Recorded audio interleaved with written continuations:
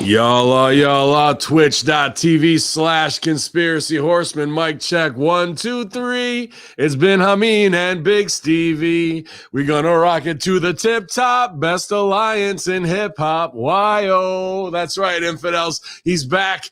My tag team partner ready to Stevie kick out and no sell your shit as we get into the Friday locker room because we all got to get over. We'll recap the Conspiracy Horseman, a great show for you, VKM, THX, period. It's Hacker Hamin, it's Big Stevie Cool. It's the Friday locker room. Y'all. Yeah, man. Well, it's good to see you, buddy. I know you're had a pretty rough headache last night, and when you get hit with those things, you just gotta put the cold washcloth on your forehead and get all light out of your system and try and make it as dark as possible because it feels like somebody's hitting your head with a tack hammer pretty much. So I'm glad to see you're up and about this morning, bud. Yeah, I still got up and used the gym. That was probably a given. If it sounds weird, it transferred from the front of my head where light, noise, all that stuff affects me, and now it's kind of in the back of my head, neck area, where it feels like I took a bunch of apron bumps, which seem to be the rage today. Well, that's why you can kick out so quickly. I mean, next time I suggest if you're going to do that, put a garbage can on your head. I heard that's a new remedy and makes everything better. Yeah, I'll have to give that a shot. But yeah, the migraines are kind of a mystery. They really are. You don't know exactly when they're going to hit. I also have a little bit of a thing that crept up on me this year. I talked about it, where my blood sugar will just bottom out of nowhere. It happened on the show that one time, remember? Where just I had to have peanut butter and whipped cream. I was about to pass out. Very strange. I'm by no means unhealthy. I'm by no means at a point of lack of rest or sleep or whatever. It's just, I said it this morning, in the morning warm up. It's a chance to start over every day and try to figure things out and try to embrace it and deal with it. I can still walk. I can still work out. I'm alive. It's strange. It's a very strange thing. I actually am fascinated by it, and that's the only way I can look at it at this point without it making me frustrated. It is a strange thing that happens. I mean, I'm sure it happens to other animals too, but to humans, like how it can shut you down there, and there's no real reason why. Sometimes it's just that brain pain pressure and the fact that we're made of X amount of water and whatever else, you know what I mean? That can be any pressure like that can change the flow of all the synapses and start shutting things down. That sucks when you got to do a reset. It's crazy already in the chat room this morning. I don't think the number's right, but I see a lot of our producers in there. Jay Reezy, El Plaja, Not Jargo in there this morning. Double A with the bits out of the gate. Horror Junkyard Chuck's in there, man. He was rocking it last night. Bernie DC was first of the chat. Old Adler's in the house. Antilles.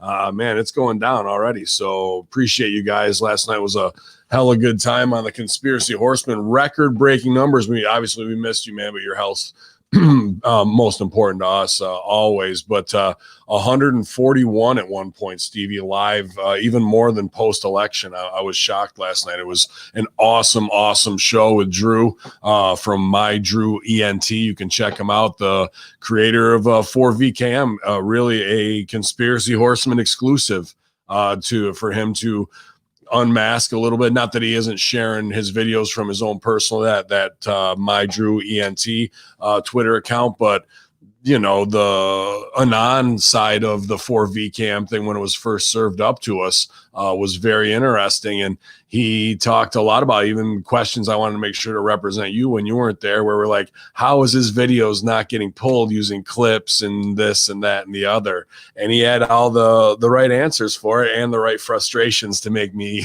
not smell it to work. I still tried to rib him, put over the CIA stuff, and he had a good time with it. But there's some interesting things still in there. We didn't get to cover every detail, but if you haven't seen the website, the number 4VKM, Vincent Kenny McMahon, the 40-year plan, 4VKM.com, 4VKM on YouTube. just brilliant propaganda video editing, and from a different point of view than I expected it, for him to say why he did it and what was going on. So a very cool show. And obviously we talked about the new Stooge report out of the Lion of Zion, out of the Mossad, with the 87-year-old Ashed putting over that we are in a galactic space force and they're kayfabing us because we're too goddamn stupid fighting over toilet paper still. Yeah, there's no proof of that this year, that we aren't ready for anything higher level. I'm trying to look at all this stuff more positively, because this is information overload. There's a lot of stuff that can panic us as the ants of the universe, as you've referred to us, I think, once or twice. Yeah, man. But what we're looking at, I like that. Look at that big sound pitch. But what I'm looking at is this the exciting time that we've all been waiting for? It's a big, like Ron Paul had talked about the 18 months of pain when talking about the financial aspect of getting away from fiat currency, getting away from the central banks, going back to a gold standard. This is much more of a higher level type of analogy. But what I'm saying is, are we going through the birth pangs of the real new age that was supposed to be 2012, or maybe 2012 was the beginning of the Q stuff and the things we weren't aware of, and all these things that are hitting us left and right, celestial bodies in the galaxy, the Planet X stuff, now the Galactic Federation, and all, and the obvious expose of the work of government and the work of the election, meaning the work, like the fakeness of it, and how the government and these politicians are so blatantly just looking down upon us and treating us like we're pieces of shit. Now normal people are starting to see this, and might be scary because there's an upswell and there might be a civil war. There might already be one going on, but isn't that the necessary steps to bring us to the point of a new enlightenment? If they need to go through all these things, that we're dumb as fuck, and we need to learn these lessons. If they want one world government, that's the quickest way to do it, is expose the aliens to unite people under one banner. Okay, let's use a wrestling analogy. You're right. But just like a wrestling union would unify everybody and uplift everybody to a certain extent, there's a handful of people that are really getting taken care of, and it's the selfishness is going to come through. So even though they want one world government, they still want a bunch of that fake paper that really isn't worth anything to give them that power. But really they're the gatekeepers. They're the gatekeepers from letting the truth be known. Look what we've seen this year alone: multiple UFO stooges from the past decade, and top officials saying it's real and making it to the mainstream media. So and things like the movie Bright, like that we talked about last night, which I believe is a total CIA op to condition us. Smith movie on Netflix. Yeah, where they're living, in South Central LA, these big aliens living like, Crips and Bloods, kind of like behind a wall. So very awesome and interesting stuff. And when I think they look at us all, like you see them in your hometown, there's people who are the dregs of society, Skid Row, and it's just the cards they may have been handed through DNA, or it could be whatever drag them down there. We all go through highs and lows, but they're not Mensa members, and they're not podcasters who are talking about high level subjects, right? They're the lowest of the low, and that's who I think they look at us all as, not like, Sergeant Stevie reporting for Space Force. Let's fucking rock this spaceship till the wheels fall off. And that's what I think they're pitching us as the aliens too, if they're working together in this Space Force now, this galactic coalition. Now that goes right back to Corey Good and David Wilcox, right? When we saw the stuff on Gaia where he talks about being an empath, teleporting, just like at the end of the day, live to the base on the moon to work with the avians. Here we are on Earth with hieroglyphs of avians, but Egyptian, professional professors tell us that, no, this is representative of King, whatever, though, instead of being like, no, that's really a truly giant avian that came here to Earth and interacted with the people X amount of years ago. And we've seen Corey Good and Wilcox try and sell that little bit of information and look like workers. And, Corey Good, he's a strange bird, but that's if you're going to be an empath talking to aliens, I imagine your brain works in a different way from what we are in the social constraints of society. Now, here we are with this guy, the third highest guy in defense ministry of the Mossad in Israel. I mean, you think CIA is real. Those guys, I'd say those guys are even above CIA and what they're doing, and saying that Trump wanted to stooge, but the aliens said, nah, you ain't stooging. And the people who work with him said that too. We've had Joe Rogan with Bob Lazar. We've had Bigelow with Skinwalker Ranch. We've had the fighter pilots with the Tic Tac stuff. I mean, we're here. That guy was on Joe Rogan, that pilot. Mm-hmm. I mean, here we are, Stevie. Like, there's going to be no stopping and slowing it down at this point. And when is first contact going to be 2021? Are these pillars of showing up all over the earth now that we thought was in a Banksy art project? Maybe it is part of them working to like do the early signaling of getting the sci-fi stuff going. What do you think is going to happen coming up here? And any thoughts on 4V Cam or questions, I'm happy to answer. Well, I think it is indeed going to be stop. There's going to be a stopgap of information. It's already started. It's already set up. I saw the screenshot you sent yesterday, or Sal, that Twitch on January 22nd of all days, 2 days after the inauguration, it has this new terms of service that could potentially just destroy the Conspiracy Horseman show right off the bat as far as going live on Twitch. That Twitch is basically following YouTube's thing, which I sent that video from Crowder that said anything that's there, like the election or anything that's termed to be harmful information, which is basically whatever they interpret. Twitch, the same thing. If you say anything bad about anyone, we could potentially take you off Twitch. Russo could be off Twitch. I think that's good and bad. Obviously, we make a little bit of a nest egg. We reach a lot of people, and it's a community that was based off video gaming and now is morphed into a free speech, but that's soon to be clipped, because once you put money into everything, that equals power, and then you're working for somebody and everything gets fucked. And then they got to pull some line for somebody who doesn't care about money but wants to change the fucking world. And that's where we are. What happens? Why did Twitch come up? Because YouTube started being fucking Google it. We are not, don't do evil. The most evil fucking censorship motherfuckers there are. So here rises Twitch. The underground, once you get over, becomes the master. And then they get bent and they start doing this. What's going to happen? Another thing. I don't know if it's BitChute, ban videos, or maybe this is our opportunity to get with somebody and go, how do we do a true free speech platform? I don't care if you're a type thing.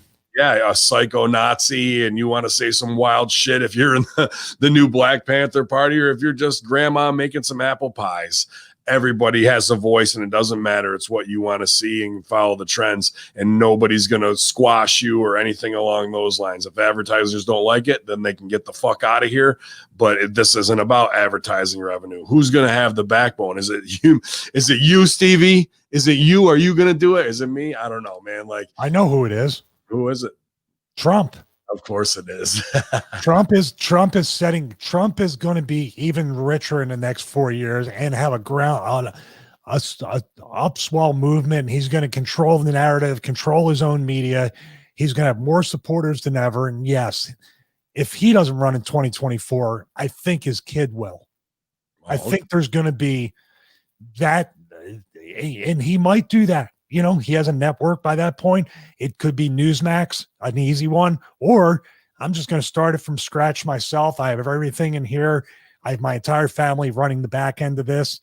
Maybe this network, this is just my guess, this network where Raw and SmackDown could end up in a few years. Because of Vince, because I have a network.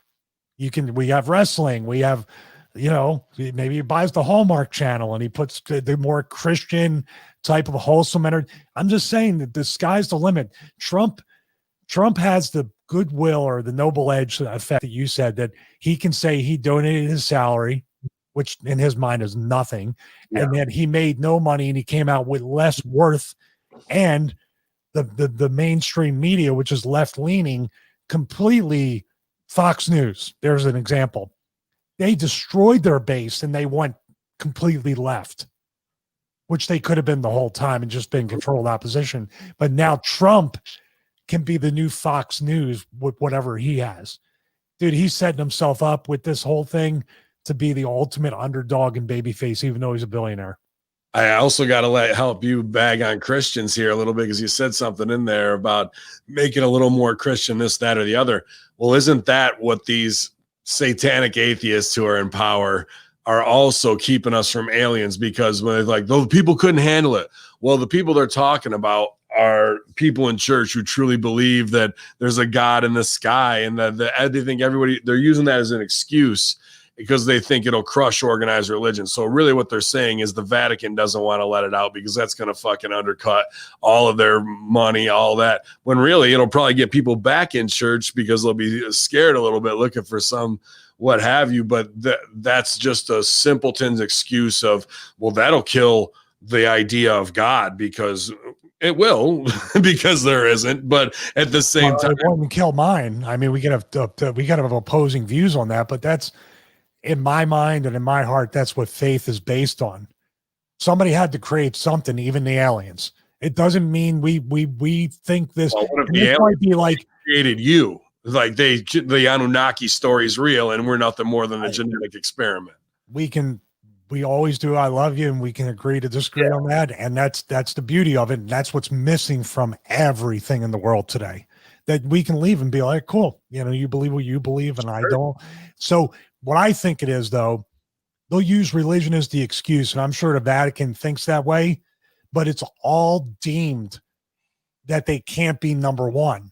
That even in the U.S., we can't think the U.S., like you say about punk, the U.S. is the greatest nation on the planet. You're not even the greatest nation in the room. You're not even a nation. You see how it breaks down their control and their hold, because what do you think? What do you think when somebody now has no power and they're trying to tell you to stay inside because of a pandemic? You're like, these fucking aliens could probably cure it in a heartbeat. We don't listen to you motherfuckers anymore. That puts the aliens in a position to put us back in the gold mines like the Anunnaki. But humans always need to seem to be told what to do. Even the atheists that claim to be free from any kind of greater power. Yeah. Look at all those SJWs that are mostly atheists that are happy the churches are closed down, but don't realize that they're just as shut down as any church, restaurant, or anything else that has control. They think that they're right, but they're getting the thumb just as much. Sure. Yeah, they're putting themselves under, laughing about it.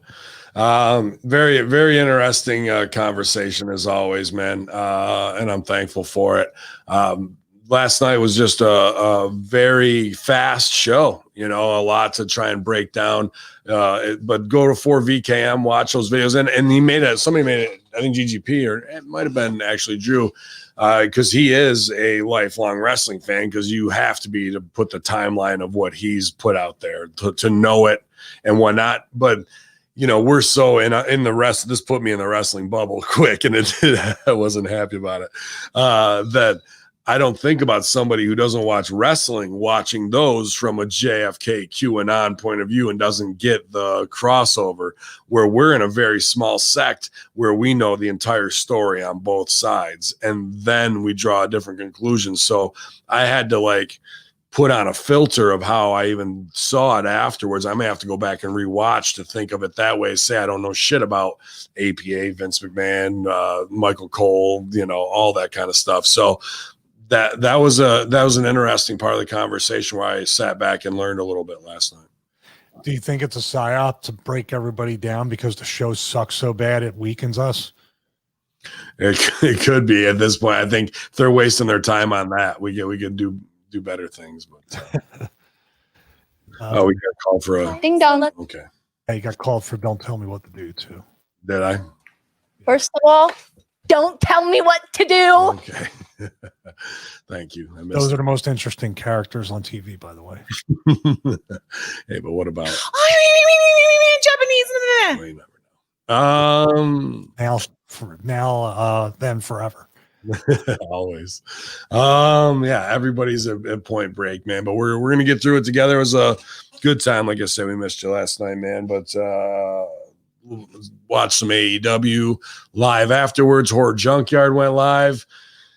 Goldilocks was on Patreon doing Ask Me Anythings, talked to Stevie Ray to get his StreamYard set up, and we got to brand his YouTube because it's a little bit different than everything else than his Stevie Ray TV Twitch. Went on live front page with Russo, did Impact Attack with Ray and MSG. I laid out at the Twitch thing because he sent that out to everybody. I figured we had an hour and a half, so if Taylor or Vito or anybody else wanted to hop on, I wouldn't give them did anybody else hop on? He goes, only my best friends are going to show up, and Hacker showed up, and then Goldie did the run-in. So he goes, well, Goldie's not my best friend. She's just in love with me. So, I mean, that's I'm sure she loved that. Did she get mad and hang up again? Yeah, well, yeah, she was awesome. She looked great. She had the big soft lighting, man. Like I always look, I'm ugly enough, but then put me next to Goldilocks and I look like a old troll that lives under the bridge. So, making her even more beautiful with my ugly face next to her. But it was a good time. But yeah, nobody ran in, man. It's like I laid out purposely for that. I was around. I was like, maybe I should get on. But then I said, if 4 or 5 people come on, I don't want to hog all that stuff. We had a good time talking about, I don't know if you saw the Tony Khan promo on Impact or not. I saw a screenshot where they had the old NWA backdrop type thing. Yeah. And they bought, like, it was supposed to look like infomercial time, dude. It was rough, bro. Cringy and bad. And like Shivani's standing there and it's just like, all right, it's only a matter of 4 months before this guy's booking himself into a tag title picture with Orange Cassidy. He's there trying to puff his arms up, like holding them up, dude. It's just like, whew, and just not connecting, coming off as socially awkward as possible, and nobody pulling him aside going, dude, forget about the fact that you're a baby performer and that you're not ready to do this, right? You just don't know. You haven't had the reps. You're not an entertainment guy. And that's one thing I'm trying to protect you from. Here's the other thing. You're taking up the camera time. I get it's your money, but you're making this about you. And the boys go, he's going into business for himself. And that's the last thing you want to do as an owner is have the boys talk and go, well, he's just going to go into business for himself. He goes into business for himself. Let's turn this motherfucker upside down and shake his wallet out of his pocket. Everyone's going to want to work with him. It's going to be the quickest way to the bottom, bro. And then the Kenny Omega ending was so flat, so forced. Callis was the only one who got himself over. And then they did the exact same promo, probably 70% of it last night on AEW the next night. No heat, no storyline, no nothing, bro. What a show. Impact's numbers went from 3,000 live on Twitch to 50,000. 50,000 live On Twitch. Nice. And they jumped up a little bit, but they still didn't capture the entire AEW audience. No, but nobody's going, that shit was awesome. I can't wait to see what's going to happen on Wednesday. They did the same exact. They had him land in a helicopter last night, so that was kind of cool. But then they get in the ring and cut an identical promo to what they did on Impact. I was like, so big of a miss, bro. Like, so it's like trying to hit a wiffle ball out of a pro ballpark. Like, you ain't gonna do it. Like, it was just out of all the creative choices that you could have written in a top 50, none of those would have been in it, in my opinion. There's no anticipation either. They probably have given so much away in a week rather than having what's next, what's going to happen. 2 weeks. Yeah. But what I'm saying is they gave a lot away. It should be some questions answered, or just the little, like show don't tell, like you said. They appear places, things happen. Then at week 3, week 4, you get a comment from Tony Khan, and then he goes, "I'm going to get an answer next week from these guys, and I'm going to go to Impact." So he's on